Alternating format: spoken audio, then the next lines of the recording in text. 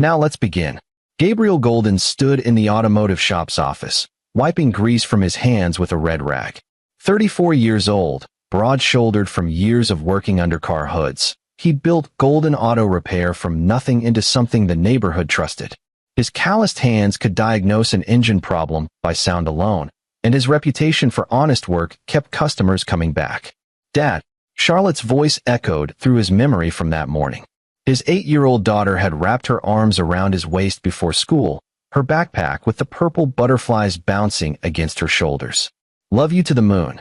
And back again, sweetheart," he'd replied, kissing the top of her blonde head. Gabriel checked his watch, 2:47 p.m. Charlotte would be in Mrs. Henderson's class right now, probably raising her hand to answer every question like she always did. His girl was smart, got that from him, though Patricia liked to claim credit. His wife of 10 years had grown distant lately, always taking her father's side in every disagreement, no matter how small. Lawrence Watkins. Gabriel's jaw tightened thinking about his father-in-law. 62 years old, retired high school principal, pillar of the community. Everyone loved Lawrence, coached Little League for 20 years, organized church fundraisers, knew everyone's name. Gabriel had never fully trusted him, something in those pale blue eyes that didn't match the warm smile. "Hey, Gabe." Sean Haney walked into the office, his own mechanic's coveralls streaked with oil. They'd been best friends since high school, and Gabriel had hired him 5 years ago when Sean's previous shop went under. "That Chevy's ready. Needed a new alternator like you said." "Thanks, man." Gabriel grabbed his keys. "I'm gonna run out for parts. Be back in an hour." The drive to the auto parts store took him past Lawrence's house on Elmwood Drive. Gabriel wasn't planning to stop, but something caught his eye, a purple backpack with butterflies sitting on the porch. His heart dropped into his stomach. Charlotte's backpack. Gabriel pulled over 2 houses down, his mind racing. School didn't end until 3:15. Why would Charlotte's backpack be at her grandfather's house? Patricia had taken the day off work, mentioned something about errands, but she'd said nothing about picking Charlotte up early. He killed the engine and sat there, staring at that backpack. Every instinct screamed that something was wrong. Gabriel pulled out his phone and called Patricia. It rang 4 times before going to voicemail. He tried again. Same result. Gabriel got out of his truck and walked toward Lawrence's house, a modest 2-story colonial with the lawn perfectly manicured. The neighborhood was quiet, most people at work. He'd been here 100 times for family dinners, holidays, barbecues. Lawrence always played the doting grandfather, sneaking Charlotte extra cookies, letting her stay up late when she visited. As Gabriel approached the porch, he heard it, a child crying. Muffled, coming from inside. His blood turned to ice. "No, please. I don't want to." Charlotte's voice.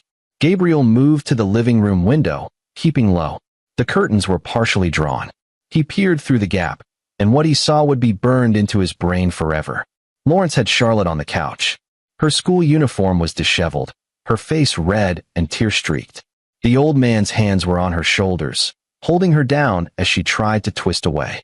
He was saying something Gabriel couldn't hear through the glass, but his granddaughter's terrified expression told him everything. Gabriel didn't think, didn't plan, didn't consider consequences. His body moved on pure protective instinct, the same instinct that had made him dive into a frozen lake 5 years ago when Charlotte fell through the ice, the same instinct that had him checking her room 3 times every night when she was a baby to make sure she was breathing. He ran to the front door and tested the handle. Locked. Gabriel took 3 steps back and launched his full 200 pounds at it. The doorframe splintered with a crack that echoed down the street. The door flew open, banging against the wall. "Daddy!" Charlotte screamed. Lawrence jerked back, shock and then calculation flashing across his face. "Gabriel, this isn't." Gabriel crossed the room in 3 strides and grabbed Lawrence by his polo shirt, hauling him off the couch and slamming him against the wall hard enough to crack the drywall. Up close, he could see the guilt in those pale eyes, the fear replacing the mask of respectability. "You sick son of a bitch," Gabriel snarled, his fist cocked back. "Dad, no." Charlotte scrambled off the couch and grabbed his arm. "Please don't leave me." Gabriel looked down at his daughter, saw the terror in her eyes, not of him, but of being alone with that monster for even 1 more second. He released Lawrence, letting him slide down the wall, and immediately scooped Charlotte into his arms. She wrapped around him like a monkey, sobbing into his shoulder. "I've got you, baby girl," Gabriel whispered, his voice breaking. "You're safe now. I promise you're safe." Lawrence straightened up, already composing himself, that principal's authority creeping back into his posture. "Now, Gabriel, let's all calm down and discuss this rationally. Shut your mouth." Gabriel's voice was deadly quiet. "Don't you say another goddamn word." He pulled out his phone with his free hand, Charlotte still clinging to him, and dialed 911. "I need police at 447 Elmwood Drive. I just stopped my father-in-law from assaulting my 8-year-old daughter." Lawrence's face went white. "You're making a terrible mistake. This is a misunderstanding. I said shut up." Gabriel kept his eyes on Lawrence while the dispatcher asked questions. He answered mechanically, giving details, keeping his voice steady even though every fiber of his being wanted to beat Lawrence unconscious. Charlotte whispered against his neck. He said if I told anyone, you and Mommy would hate me. He said it was our special secret." Gabriel's vision tunneled. His free hand clenched into a fist so tight his knuckles cracked. "How long, sweetheart? How long has this been happening?" "Since summer, when I started staying over on Saturdays. 6 months. That bastard had been hurting his little girl for 6 months." Sirens wailed in the distance, growing closer. Gabriel carried Charlotte to the far side of the room, keeping himself between her and Lawrence. He noticed details now that rage had given way to cold focus. How Charlotte flinched when Lawrence shifted position, how she wouldn't look at him, how her little hands trembled where they gripped Gabriel's shirt. "The police will straighten this out," Lawrence said, his voice taking on that smooth, reasonable tone he'd perfected over decades as an educator. "I'm a respected member of this community, Gabriel. I've lived here 40 years. Everyone knows me. Who do you think they'll believe? A man with my reputation, or someone making wild accusations?" Gabriel met his eyes. "They'll believe my daughter. And when I'm done with you, you'll wish you'd never been born." 2 police cruisers pulled up outside, doors slamming. Gabriel heard boots on the porch, officers entering through the broken door. He'd never been so grateful to see cops in his life. But as Officer Marty Roberts, someone Gabriel knew from the neighborhood, took in the scene, Lawrence's face transformed. The monster disappeared behind a mask of confused concern. "Thank God you're here, officers," Lawrence said, his voice shaking perfectly. "My son-in-law broke into my house and attacked me. I don't know what's gotten into him." And that's when Gabriel realized this was just the beginning. Lawrence Watkins wasn't going down without a fight, and he'd spent a lifetime building armor out of reputation and respectability. But Gabriel had something stronger, a father's love, and now, a father's rage. He would make Lawrence pay, not just legally, but in every way that mattered. He'd tear down that perfect reputation brick by brick. He'd expose every secret, every lie, every dark corner of Lawrence Watkins' soul. This was war. The police station's fluorescent lights hummed overhead as Gabriel sat in the interview room, Charlotte on his lap. She'd refused to let go of him, and the female officer, a kind-faced woman named Jenkins, had allowed it. They'd been separated from Lawrence immediately, taken in different cars, and Gabriel had watched with grim satisfaction as they put the old man in handcuffs. But Lawrence's words kept echoing. "Who do you think they'll believe?" Marty Roberts sat across from Gabriel, his notepad open. They'd played basketball together in high school, had beers occasionally at the local bar. Now Marty's expression was carefully neutral, professional. "Gabe, I need you to tell me exactly what happened. Everything you saw, everything you heard." Gabriel went through it methodically, starting with spotting the backpack, describing what he'd witnessed through the window, the confrontation. Charlotte stayed quiet, her face buried in his chest, but her breathing hitched at certain parts of his story. "Charlotte," Officer Jenkins said gently, kneeling beside them. "Sweetheart, I know this is hard, but I need you to tell me what happened today. Can you do that?" Charlotte lifted her head slightly and nodded.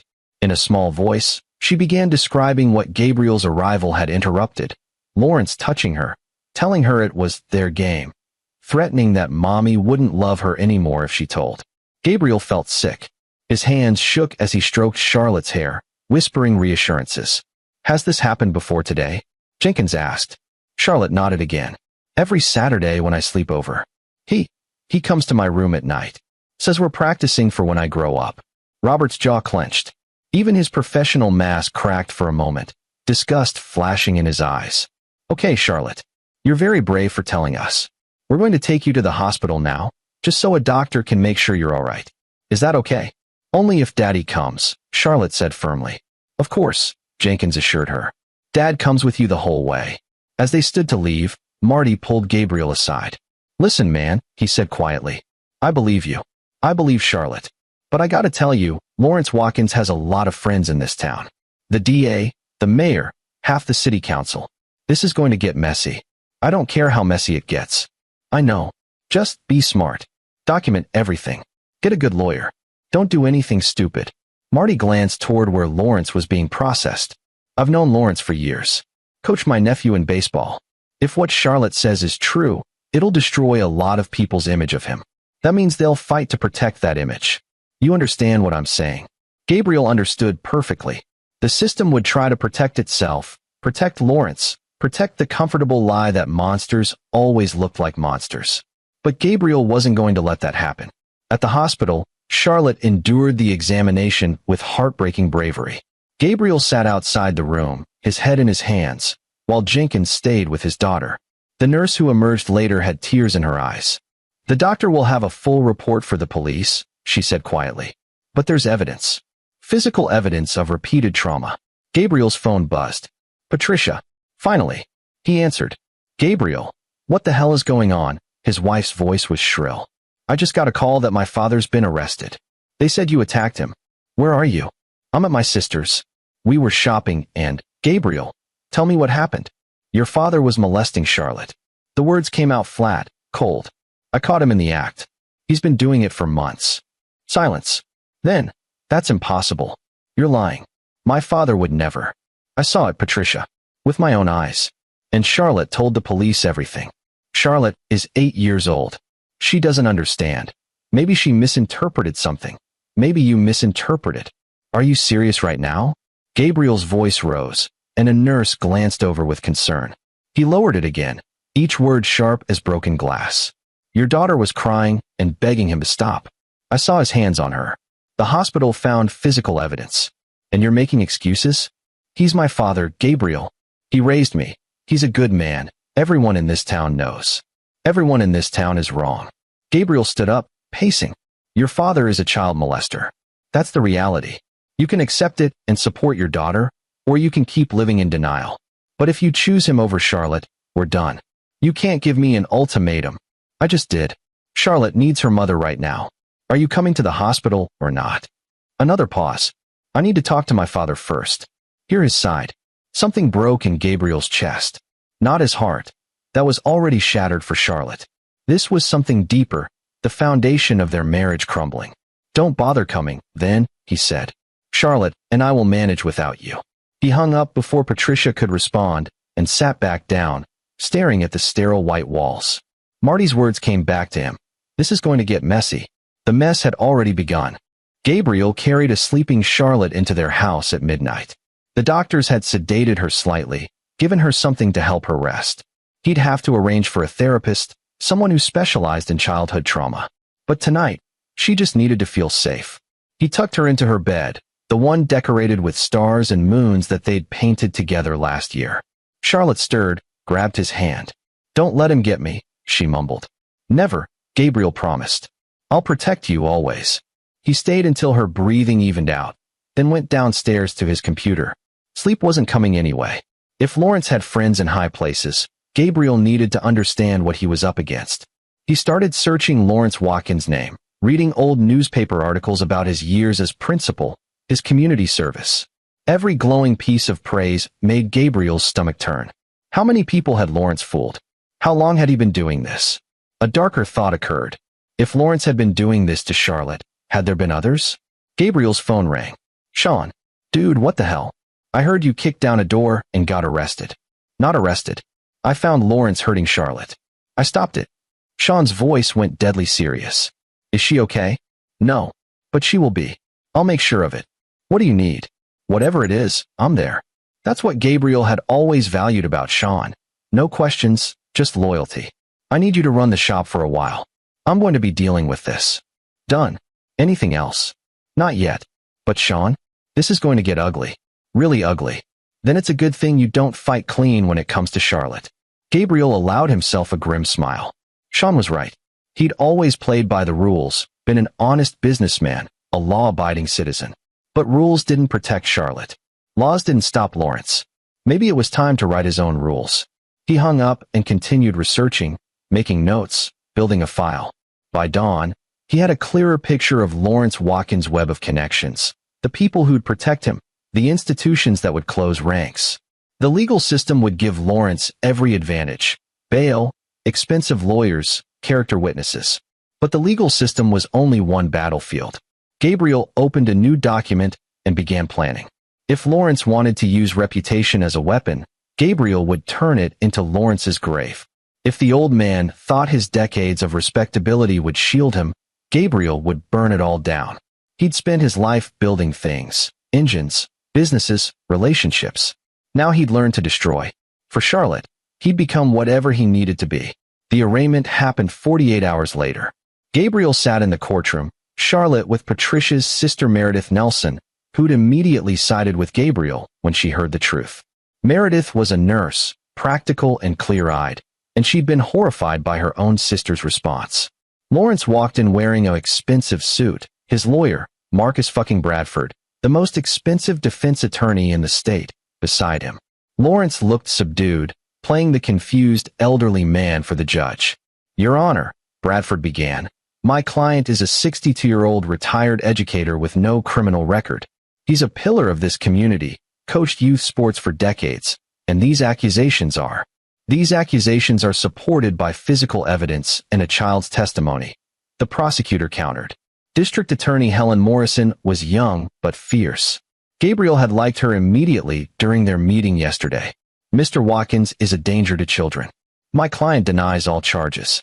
We're confident a full investigation will exonerate him." The judge, an older woman named Richards, looked skeptical. "Given the nature of the charges and the evidence presented, I'm setting bail at $500,000.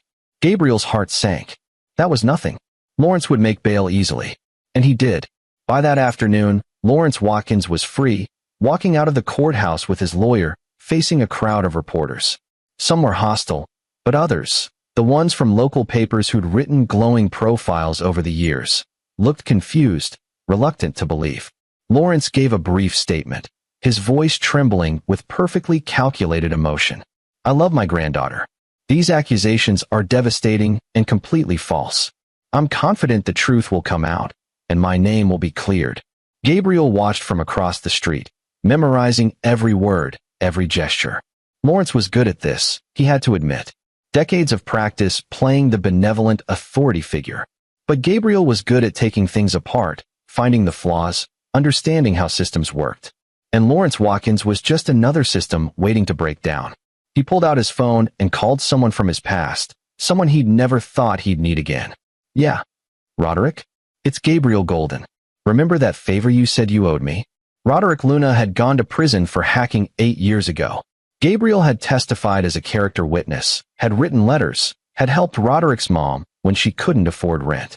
Roderick had sworn he'd return the favor someday. "Gabe? Of course, man. What do you need?" "I need information.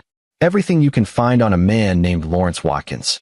Bank accounts, emails, anything digital. And I need to know if he's ever hurt other kids." A pause. That's pretty illegal, man." "I know." Another pause. "Must be serious." "It's my daughter. Say no more. I'll find everything. Give me a week." Gabriel hung up and looked back at the courthouse. Lawrence was climbing into a car, probably heading home to plan his defense, confident in his fortress of respectability. Let him be confident. Let him think he'd won this round. Gabriel was just getting started. The next 2 weeks were a nightmare. Patricia filed for separation, moved in with her father to support him through this difficult time. The betrayal cut deep, but Gabriel couldn't waste energy on it. Charlotte was having nightmares every night, waking up screaming. The therapist, Dr. Allison Erickson, said it was normal, that healing would take time.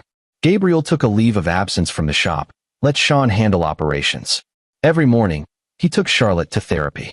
Every afternoon, they did something fun: movies, ice cream, the park, trying to reclaim normalcy. Every evening, after she fell asleep, he worked on his plan. Roderick delivered after 10 days. The information was illuminating. Lawrence Watkins wasn't the financial saint everyone assumed. He'd been embezzling from the Little League funds for years, small amounts, nothing that raised flags. But over 2 decades it added up to nearly $200,000. He had offshore accounts, cryptocurrency investments, all hidden from his tax returns. But the real gold was in his old computers. Dude, Roderick had said over their encrypted call, this guy kept everything. Photos, videos, going back 15 years. Different kids. I counted at least 7 victims before Charlotte. Gabriel had to step away from his computer, lean against the wall, breathe. 7 other children. 7 families who either didn't know or hadn't come forward. Lawrence had been doing this for 15 years. Can you trace the kids? Find out who they are. Already on it. Some of the image metadata has school information. I can probably identify at least 3 or 4 of them. Do it. Carefully. I need to know if they'd be willing to testify. After that call, Gabriel had opened a bottle of whiskey and poured himself a drink.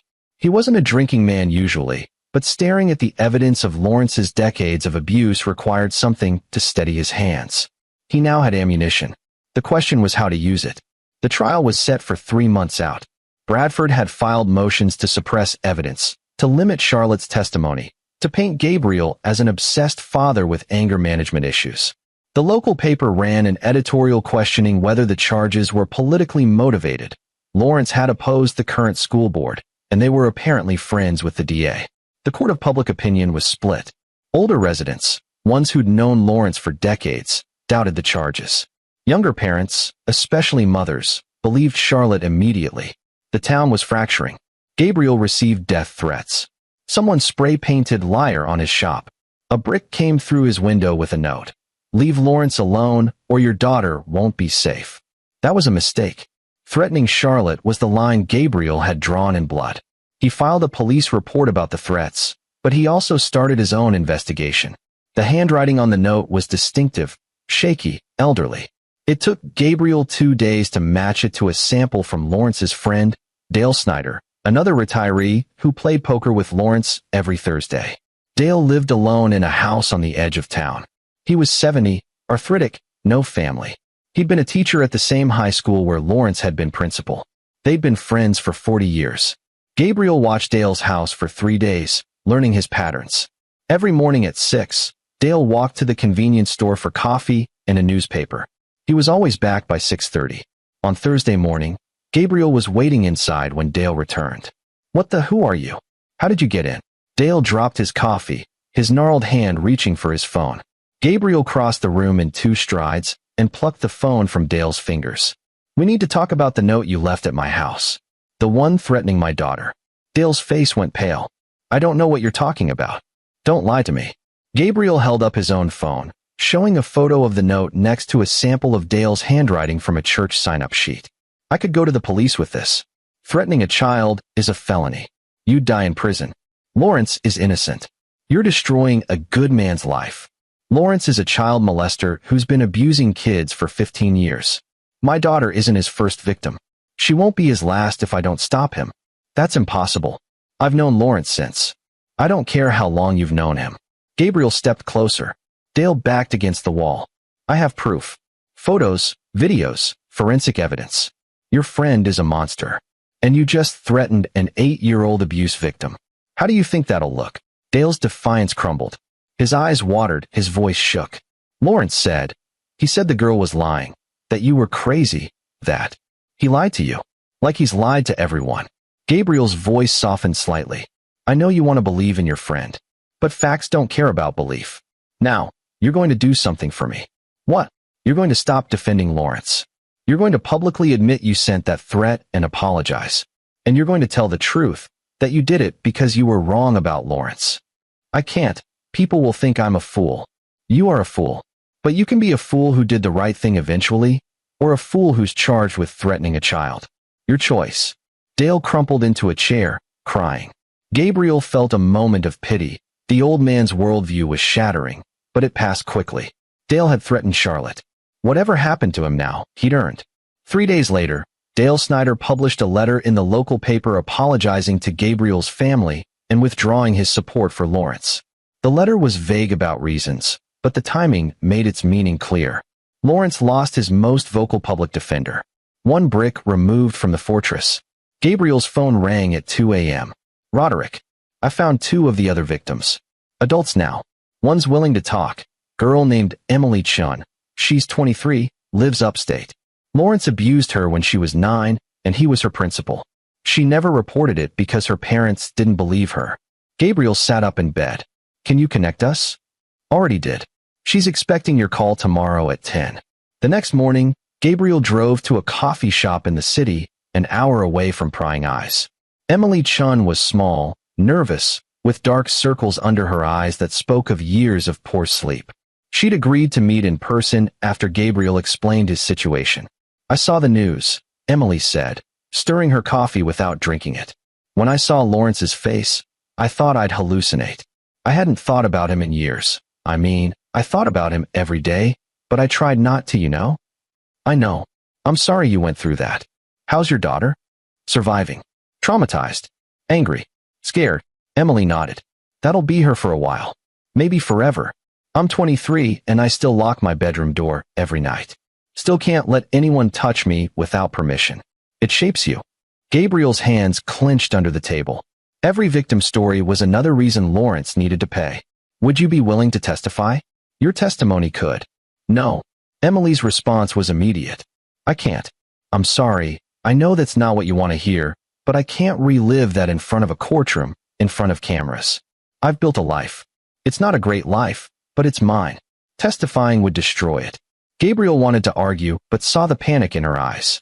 He couldn't pressure someone who'd already been hurt by Lawrence. I understand. But would you be willing to give a written statement? Something the prosecutor could use to show a pattern? Emily hesitated. Maybe. If it's anonymous? I can't promise anonymous. The defense would have the right to know, but we could try to keep it sealed. Keep your name out of the press. Let me think about it. I'll call you in a week. She did call, 6 days later, agreeing to a statement. It wasn't as powerful as testimony, but it was something. And Roderick found another victim willing to go on record. Marcus Webb, now 30, who'd been abused at age 11 when Lawrence coached his baseball team. The prosecutor, Helen Morrison, was thrilled but cautious. This pattern evidence is great, but Bradford will fight to keep it out. He'll argue it's prejudicial, that Lawrence isn't on trial for what he did to these other victims, only for what allegedly happened with Charlotte. Allegedly. Gabriel's voice hardened. You know what I mean. Legally, until a jury convicts. He did it. I saw it. Charlotte testified. There's physical evidence. I believe you, Gabriel. But I'm telling you what we're up against.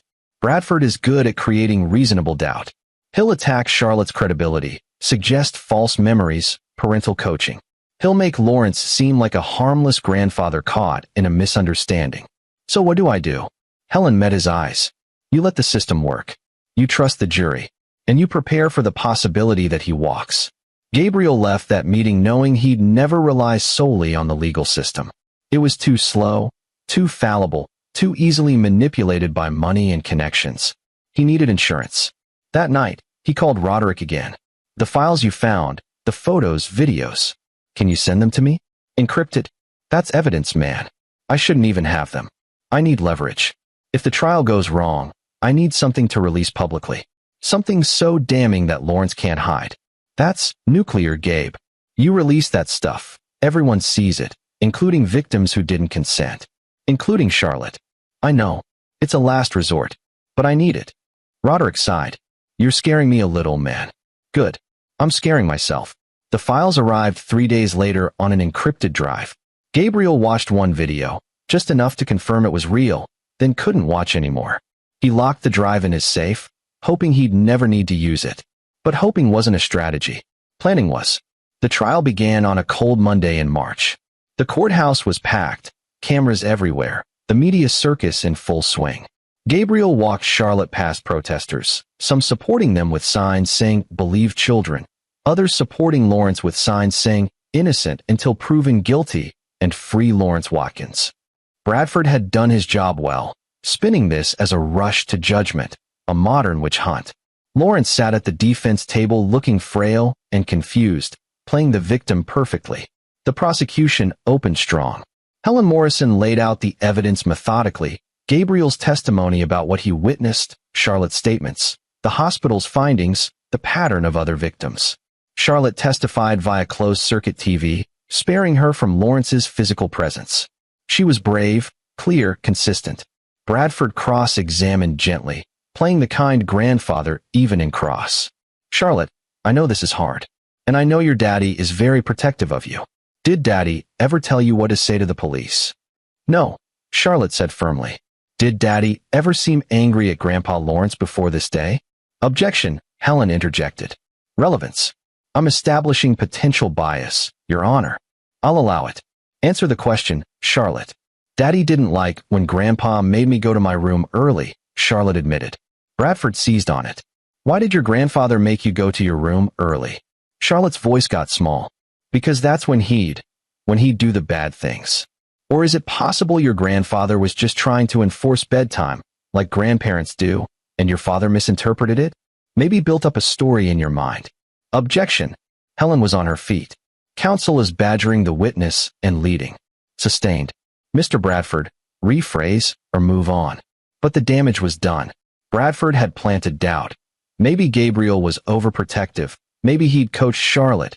Maybe this was all a misunderstanding blown out of proportion. Lawrence took the stand in his own defense, a risky move that showed Bradford's confidence. Lawrence denied everything, his voice shaking with emotion as he described his love for Charlotte, his horror at these accusations, his confusion about why Gabriel would attack him. I've dedicated my life to children, Lawrence said, tears streaming down his face. Teaching them, coaching them, watching them grow. The idea that anyone would think I'd hurt a child, let alone my own granddaughter, it's killing me. Gabriel watched jurors' faces. Some looked skeptical. Others looked sympathetic. The trial lasted 2 weeks.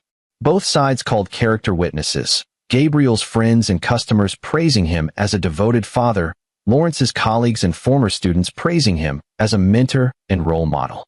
Marcus Webb testified about his own abuse, but Bradford tore into him, pointing out that he'd never reported it at the time, suggesting false memories implanted by media coverage of Charlotte's case. In closing arguments, Bradford painted Gabriel as an unstable man with anger issues who'd misinterpreted an innocent moment and assaulted Lawrence Watkins, then manipulated his traumatized daughter into supporting his delusion. He reminded jurors that Lawrence had no criminal record, decades of community service, testimonials from hundreds of former students. Helen countered with Charlotte's testimony, the physical evidence, the pattern of abuse. She reminded jurors that predators often hide behind respectability, that reputation isn't evidence of innocence. The jury deliberated for 3 days. Gabriel couldn't eat, couldn't sleep. Charlotte stayed with Meredith during deliberations, shielded from the media storm. Sean kept the shop running but called hourly for updates.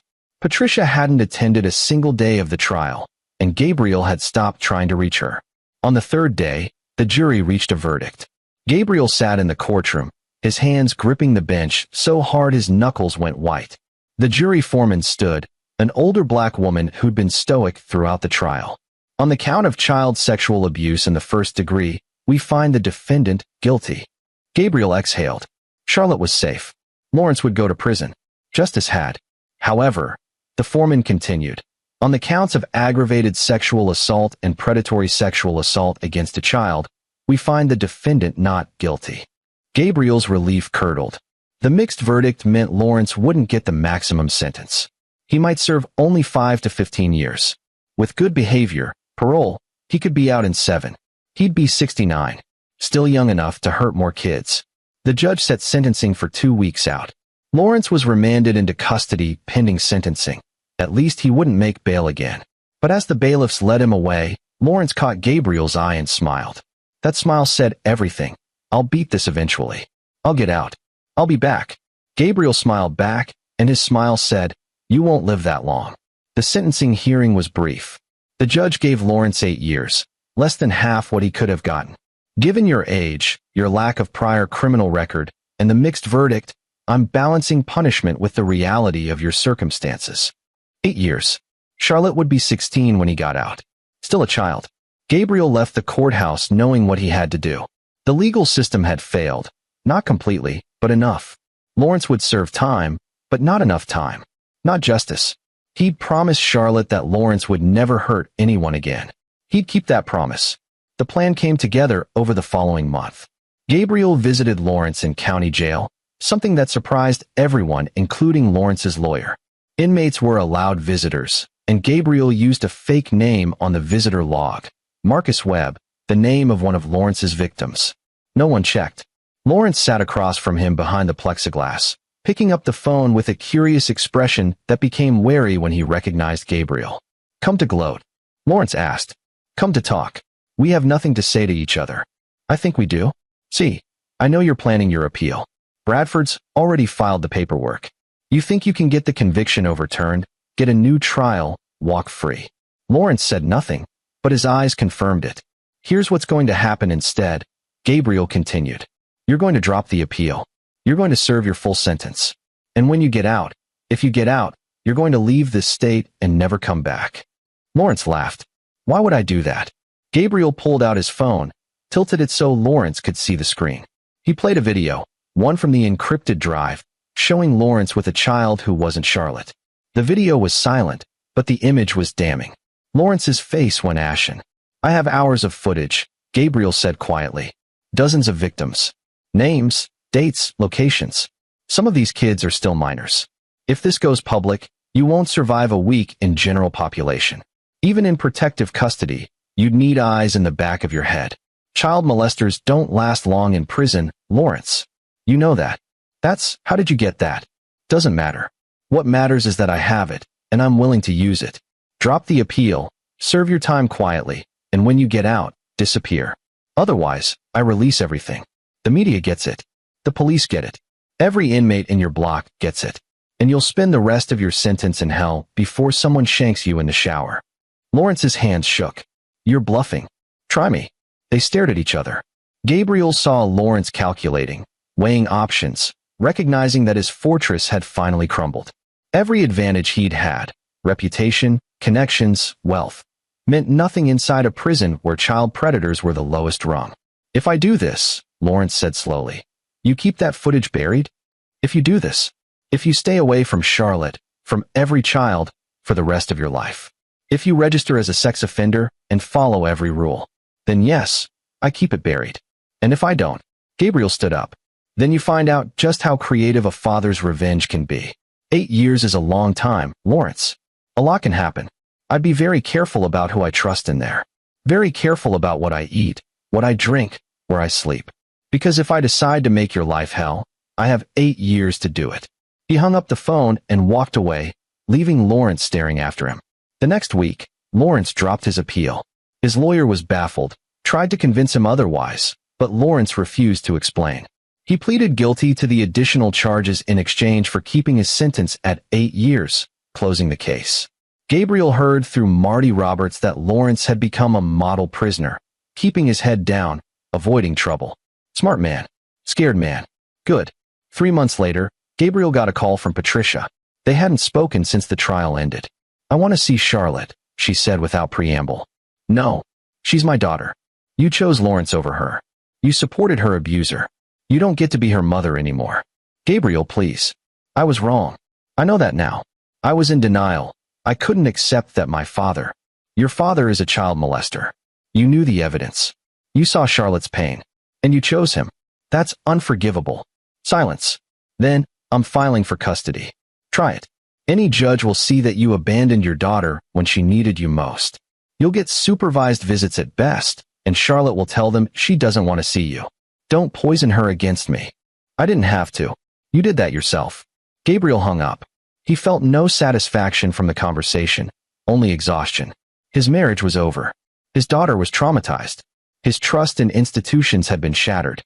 But Charlotte was safe, and Lawrence was caged. That was all that mattered. Charlotte's therapy was helping. Dr. Erickson said she was remarkably resilient, that Gabriel's immediate protection had prevented even worse damage. Charlotte still had nightmares, still flinched at unexpected touches, but she was laughing again, playing again, being a kid again, as much as she could be after what Lawrence had stolen from her. One evening, tucking her into bed, Charlotte asked, "Daddy, is Grandpa Lawrence ever coming back?" Gabriel kissed her forehead. "No, sweetheart. He's never coming back. I promise. Good. Charlotte snuggled into her blankets. I love you, Daddy. You saved me.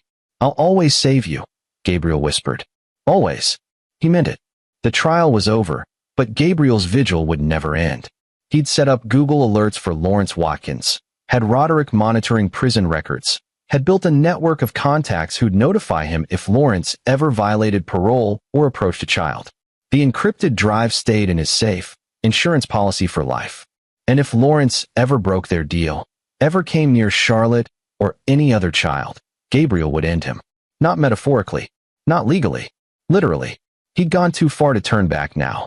He'd crossed lines he'd never thought he'd cross, done things he'd never thought he'd do. But Charlotte slept safely because of it. That was worth everything. 5 years passed. Charlotte was 13, in middle school, doing well despite her trauma. She'd published her story in a youth advocacy magazine under a pseudonym, helping other abuse survivors. She wanted to be a therapist when she grew up, to help kids like her. Gabriel had never been more proud. Patricia had gotten supervised visits after 2 years of begging, but Charlotte kept them short and formal. The damage there was permanent. Some betrayals couldn't be forgiven. Gabriel's shop had thrived. Sean had become a full partner. They'd opened a second location. Life had moved forward. Lawrence's parole hearing was coming up. He'd served 5 years of his 8-year sentence and was eligible for early release with good behavior. Gabriel attended the hearing with Charlotte, who was old enough now to speak if she wanted to. Lawrence looked older, smaller, broken. Prison had aged him 15 years. He sat before the parole board, his lawyer beside him, and gave a prepared statement about rehabilitation, therapy, remorse. Then Charlotte asked to speak. No, she said simply. He shouldn't be released. He hurt me. He hurt other kids. 5 years isn't enough. He should serve every day of his sentence. The parole board denied his release.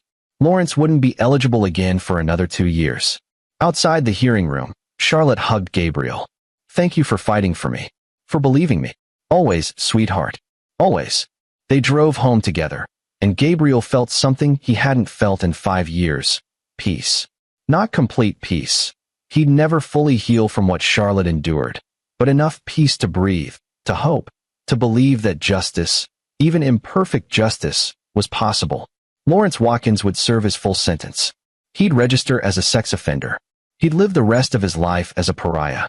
And if he ever stepped out of line, Gabriel's insurance policy waited in that safe.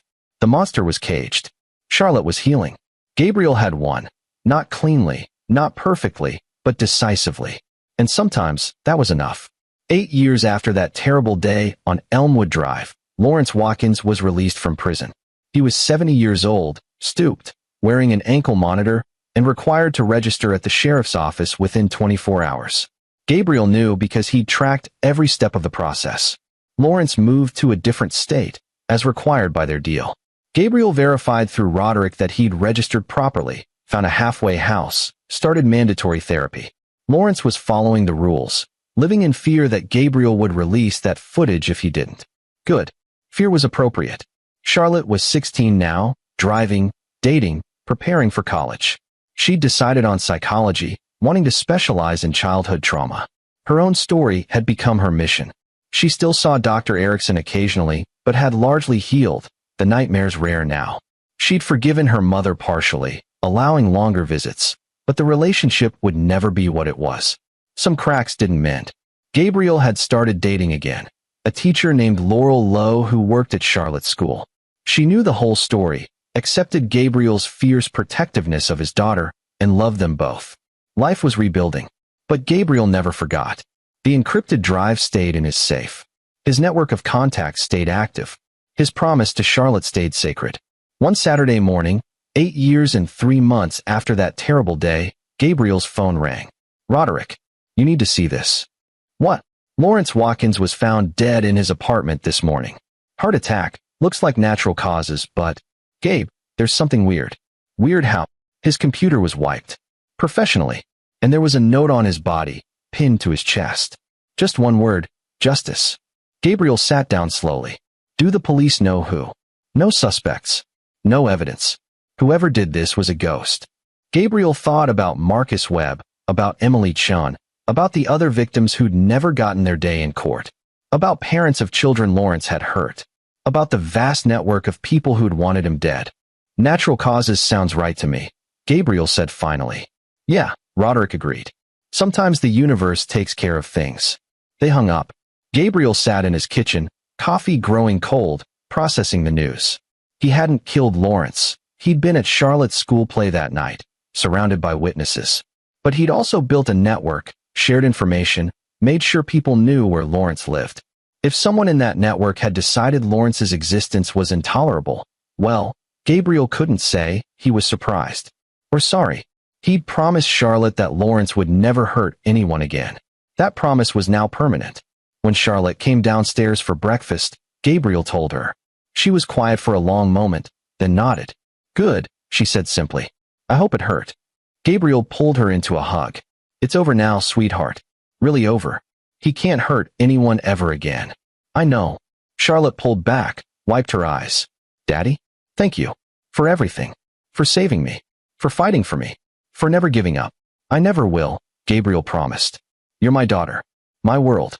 I'd burn it all down for you. I know. That's what makes you the best dad ever.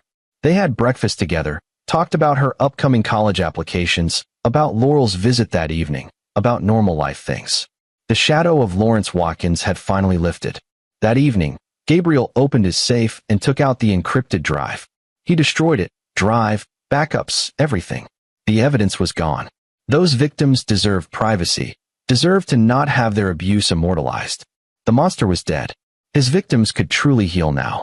Gabriel had done what the system couldn't. He'd protected his daughter, punished the predator, and made sure justice, however imperfect, was served. He'd crossed lines, broken laws, become something darker than he'd ever imagined. But Charlotte slept safely every night. She was healing, building a future. That was all that mattered. Gabriel Golden had saved his daughter.